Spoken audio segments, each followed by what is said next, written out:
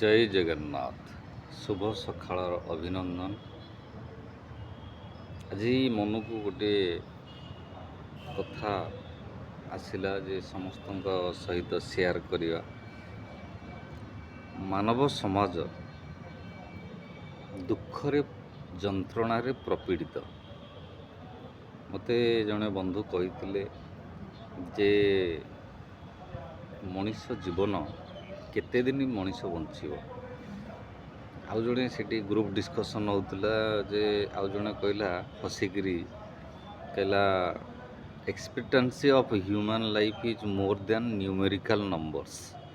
That means ମଣିଷର ଜୀବନ ସଂଖ୍ୟାର ଗଣନାର ଉର୍ଦ୍ଧ୍ୱରେ। ଯେତେ ସବୁ ସଂଖ୍ୟା ଅଛି, ହଜାରେ, ଲକ୍ଷେ, କୋଟି, ଖର୍ବ, ଯାହା କିଛି ଆପଣ ଜାଣିଛନ୍ତି ତାଠାରୁ ଅଧିକ ବର୍ଷ ମଣିଷ ବଞ୍ଚିବ। ପୁରାଣ ଶାସ୍ତ୍ରରେ ମଧ୍ୟ ହନୁମାନଜୀ ମହାରାଜ 4 ଯୁଗ ବଞ୍ଚିଛନ୍ତି ବି। ଅନେକ ଲୋକ ଅଛନ୍ତି ଅମରତ୍ୱ ପ୍ରାପ୍ତ କରିଛନ୍ତି। ଏଇଟା କେତେ ଦୂର ଯଥାର୍ଥ ଆପଣମାନେ ବିଚାର କରିବେ। କିନ୍ତୁ କହିବାର ତାତ୍ପର୍ଯ୍ୟ ହେଉଛି ମଣିଷ କ'ଣ ପାଇଁ ଜଲ୍ଦି ମରିଯାଏ। ଦୁଃଖ ସଂସାରରେ କ'ଣ? ଆ ପାଇଁ ଗୌତମ ବୁଦ୍ଧ ନିଜର ରାଜକୀୟ ପରିବେଶ ତଥା ରାଜପ୍ରାସାଦକୁ ଛାଡ଼ି ଜଙ୍ଗଲରେ ତପସ୍ୟା କରି ଗୋଟିଏ କଥା କହିଥିଲେ ଯେ desire is the main reason of sorrowness. କାମନାର ବିନାଶରେ ଦୁଃଖର ବିନାଶ, ବା କାମନା ହିଁ ଦୁଃଖର କାରଣ। ପ୍ରକୃତରେ ମୁଁ ଯାହା ଭାବୁଛି କାମନା ହିଁ ଦୁଃଖର କାରଣ ଠିକ୍ କଥା ନୁହେଁ। ଦୁଃଖର କାରଣ ହେଉଛି କ'ଣ ନା, ଜୀବନରେ ପ୍ରତ୍ୟେକ ମୁହୂର୍ତ୍ତରେ ଆପଣ ନିଶ୍ଚିନ୍ତ ଅନୁଭବ କରିପାରୁଥିବେ ଯେ ୱିଦିନ୍ ଫ୍ରାକ୍ସନ୍ ଅଫ୍ ସେକେଣ୍ଡ ଶହ ଶହ ଚିନ୍ତା ଆପଣଙ୍କ ମନକୁ ଆସୁଛି। ଆପଣଙ୍କର ନୁହଁ, ସମସ୍ତଙ୍କ ମନକୁ ଆସୁଛି ଯେ ମୁଁ କେଉଁଠି ଲକ୍ଷେ ଟଙ୍କା ପାଇଦିଅନ୍ତି, ଗୋଟେ ବିଜନେସ୍ କରନ୍ତି, ସେ ଝିଅ ବାହାଘର କରନ୍ତି, କି ଗୋଟେ ଘର ତୋଳନ୍ତି। ସବୁ ଚିନ୍ତାଧାରା ପ୍ରତ୍ୟେକ ମୁହୂର୍ତ୍ତରେ ଆପଣଙ୍କ ମନକୁ ଆସୁଛି। କିନ୍ତୁ ଯେଉଁ ଚିନ୍ତାଧାରାରେ ଆପଣ କନସେଣ୍ଟ୍ରେସନ୍ ବା କନସେନ୍ଟ୍ରେଟ୍ କରୁଛନ୍ତି ସେଇ ଚିନ୍ତାଟା ସଫଳ ହେଉଛି ବା ଆପଣଙ୍କର ଲକ୍ଷ୍ୟସ୍ଥଳରେ ପହଞ୍ଚୁଛି। ମନେ କରାଯାଉ ଆପଣ ଗୋଟେ IAS ଅଫିସର ହେବାକୁ ଛୋଟବେଳୁ ଚିନ୍ତା କଲେ, ତାପରେ କନସେନ୍ଟ୍ରେସନ୍ ରଖି ପାଠ ପଢ଼ିଲେ, କୋଚିଂ ନେଲେ, ଅକ୍ଳାନ୍ତ ପରିଶ୍ରମ କଲେ,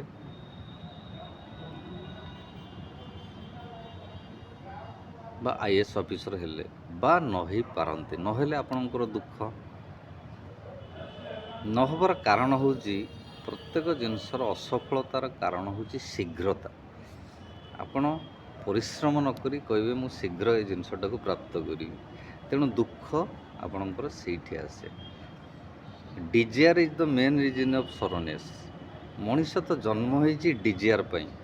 ଆବଶ୍ୟକତା ମଣିଷର ନିଶ୍ଚିତ ଭାବରେ ଅଛି, କିନ୍ତୁ ଆବଶ୍ୟକତାଟାକୁ ପୂରଣ ନ କରିବା ପାଇଁ ପ୍ରୟାସ କରି ଖାଲି ମୁଁ ପ୍ରାପ୍ତ କରିବି ୱିଦାଉଟ୍ ଲେବରରେ ଆପଣ ସବୁ ଜିନିଷ ପାଇବା ପାଇଁ ଚେଷ୍ଟା କଲେ ଆପଣ ତ ପାଇପାରିବେନି। ତେଣୁ ଦୁଃଖ ସେଇଠି ହିଁ ଆସିବ ଯେ ମୁଁ ଏତେ ପାଠ ପଢ଼ିଲି, ମୁଁ କିଛି ଚାକିରି ପାଇଲିନି, ଏତେ ପରିଶ୍ରମ କଲି, ପିଲାମାନେ ମୋତେ ଅନେଇଲେନି। ଅନେଇବାର କାରଣ ହେଉଛି ଆପଣ ଠିକ୍ ସେ ପରିଶ୍ରମ କରିନାହାନ୍ତି। ତେଣୁ କାମନା, ପୁଅ ଜନ୍ମ କରିଛ, ପୁଅଠାରୁ କିଛି ଆଶା କରିବନି, ତେଣୁ ମୋର ଜୀବନରେ ଦୁଃଖ ଆସିବନି। ନା, ସେଟା ଠିକ୍ ନୁହେଁ। ମୋ ମତରେ ସେଟା ଠିକ୍ ନୁହେଁ। Desire is the main reason of sorrowness. ଏଟା କିଛି ମାତ୍ରାରେ ଯଥାର୍ଥ। ମଣିଷ କିଛି ଆବଶ୍ୟକ କରିବନି ଆଉ କ'ଣ ମୁର୍ଦାରେ ହେଇ ବଞ୍ଚିବ? କେମିତି ବଞ୍ଚିବ? କାମନା କରିବ, କିନ୍ତୁ କାମନାକୁ ସଫଳ ରୂପାନ୍ତରିତ କରିବା ପାଇଁ ବା ନିଜର ଗୋଲ୍ରେ ପହଞ୍ଚିବା ପାଇଁ ପ୍ରୟାସ ଜାରି ରଖିବ। ଶୀଘ୍ରତା ନାହିଁ, ଧୀରେ ଧୀରେ ସବୁ କାମର ସଫଳ ହୋଇପାରିବ। Slow and steady wins the race. ଏଟା ପ୍ରାୟତଃ ସତ୍ୟ। ଯେହେତୁ ମୋର ଇଣ୍ଟେଲେକ୍ଚୁଆଲ୍ ଗ୍ରୁପ୍ରେ ମୁଁ ଗୋଟିଏ ସଦସ୍ୟ ଭାବରେ କାମ କରୁଛି। ଫେସବୁକ୍ ମାଧ୍ୟମରେ ସମସ୍ତଙ୍କୁ ଜଣେଇଲି ଯେ ସମସ୍ତେ ଦୁଃଖରେ ପ୍ରପୀଡ଼ିତ। ଦେଖନ୍ତୁ ସମାଜରେ ପ୍ରାୟ 90% ଲୋକ ଦୁଃଖରେ ପ୍ରପୀଡ଼ିତ। ଦୁଃଖ ଭୋଗୁଛନ୍ତି ପଇସା ପାଇଁ, କିଏ କାହାର ପିଲାଛୁଆ ହେଉନି, କାହାର ପାରିବାରିକ ବିଶୃଙ୍ଖଳା, ସେଥିପାଇଁ ସମସ୍ତେ ଦୁଃଖରେ। କିନ୍ତୁ ଦୁଃଖ eradication of sorrowness is the main theme of today in society. ସମାଜରେ ଦୁଃଖ କେମିତି ବିନାଶ ହେବ? ଦୁଃଖର ବିନାଶର କାରଣ ଡିଜାୟାର ନୁହଁ ବା କାମନା ନୁହଁ। କାମନା ସମସ୍ତଙ୍କ ମନରେ ଆସିବାଟା ଯଥାର୍ଥ। ଯାହା ମନରେ କାମନା ନାହିଁ ସେ ତ ସ୍ଥାଣୁ ହେଇଯିବ ବା ବାବା ହେଇକିରି ବୁଲିବ। ସମସ୍ତେ ବାବା ହେଇପାରିବେ କି? ବାବା ହେଇପାରିବେନି। ତେଣୁ କାମନାକୁ ତ୍ୟାଗ କରିବାଟା ଠିକ୍ କଥା ନୁହେଁ। କାମନା ରହୁ, କିନ୍ତୁ କାମନା ସହିତ ସେ ବସ୍ତୁଟାକୁ ପ୍ରାପ୍ତ କରିବା ପାଇଁ ସଫଳ ପ୍ରୟାସ, ଉପଯୁକ୍ତ ପ୍ରୟାସ ହେବା ଦରକାର। ଆଉ ଶୀଘ୍ରତାର ଆବଶ୍ୟକତା ହିଁ ନାହିଁ। ଧୀରେ ଧୀରେ ହେବ ସବୁ କାମ, ମାନେ ନିଜର ସାମର୍ଥ୍ୟ ମୁତାବକ ପ୍ରୟାସ ଜାରି ରଖିବା ଆବଶ୍ୟକ। ତେଣୁ ଆଜିର ଏ ଯେଉଁ ସତ୍ସଙ୍ଗରେ ମୋର କହିବାର ତାତ୍ପର୍ଯ୍ୟ ହେଉଛି ଯେ ମନୁଷ୍ୟ ଶୀଘ୍ରତା ପ୍ରାପ୍ତ କରିବା ଉଦ୍ଦେଶ୍ୟରେ ସବୁ ଜିନିଷର ପରିମାର୍ଜିତ ଅବସ୍ଥାକୁ ପାଥେୟ କରି ନିଜ ମନରେ ଯେଉଁ ସବୁ ବ୍ୟତିକ୍ରମ ସୃଷ୍ଟି କରୁଛି ତା ପାଇଁ ହିଁ ଦୁଃଖ ପାଉଛି। ଦୁଃଖର କାରଣ ହିଁ କିଛି ନାହିଁ। ଦୁଃଖର କାରଣ ହେଉଛି ନିଜେ। ଗୋଟେ ଜିନିଷ ପାଇବାକୁ ଇଚ୍ଛା କରୁଛି, ନ ପାଇପାରିଲେ ମଣିଷ ଦୁଃଖ କରୁଛି। କିନ୍ତୁ ପାଇବା ପାଇଁ ଇଚ୍ଛା ନ କରିବାଟା ହିଁ ବୋକାମି। ଜୀବନକୁ ସଫଳମଣ୍ଡିତ କରିବାକୁ ହେଲେ ପ୍ରୟାସ ହିଁ ଅନିବାର୍ଯ୍ୟ। ସମସ୍ତେ ପ୍ରଶ୍ନର ଆକାଂକ୍ଷୀ। ସମସ୍ତେ ସବୁ କିଛି ପ୍ରଶ୍ନ ହିଁ ପଚାରୁଛନ୍ତି। କାହିଁକି ନା ତା'ର ଉତ୍ତର ପାଇବା ପାଇଁ। କାହା ପାଖରେ ଉତ୍ତର ନାହିଁ। ଉତ୍ତର କେଉଁଠି ଅଛି ନା ଏ ପୃଥିବୀ ପୃଷ୍ଠରେ, ବାୟୁମଣ୍ଡଳରେ ଘୁରି ବୁଲୁଛି। କିଛି ସମୟ କୌଣସି ସମସ୍ୟା ହେଲେ, କିଛି ସମୟ ଆପଣ ଏକାକୀ ବସିକରି ଭାବିଲେ ତା'ର ସମାଧାନର ବାଟ ଆପଣଙ୍କୁ ମିଳିଯାଉଛି। ସେ କେଉଁଠୁ ଆସୁଛି? ବାୟୁମଣ୍ଡଳରେ ଶବ୍ଦ। ଗଡ୍ କ୍ରିଏଟ୍ ଦ ୟୁନିଭର୍ସ ଥ୍ରୋ ଦ ୱାର୍ଡସ୍। ଶବ୍ଦ ମାଧ୍ୟମରେ ଭଗବାନ ସୃଷ୍ଟି ନିର୍ମାଣ କରିଛନ୍ତି। ତେଣୁ ଶବ୍ଦ ଦ୍ୱାରା ପ୍ରତ୍ୟେକ ସମସ୍ୟାର ସମାଧାନ ହେଇପାରିବ।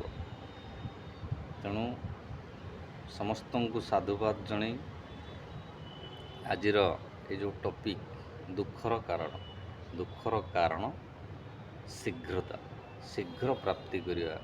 ଲୋକ ଆକ୍ସିଡେଣ୍ଟ ହେଇଯାଉଛନ୍ତି, ଦୁଃଖ ପାଉଛନ୍ତି। ଗୋଟେ ଜାଗାରେ ଆଉ ଗୋଟେ ଜାଗାକୁ ଯିବାକୁ ଚେଷ୍ଟା କରୁଛନ୍ତି। ଧୀରେ ସୁସ୍ଥେ ଗଲେ ନିଶ୍ଚିତ ତୁମ ଲକ୍ଷ୍ୟସ୍ଥଳରେ ପହଞ୍ଚିବ, ଆଉ ଗୋଟେ ଜାଗାରେ ପହଞ୍ଚି ପାରିବ। କିନ୍ତୁ ଶୀଘ୍ରତାରେ ଆକ୍ସିଡେଣ୍ଟ ହେଉଛି।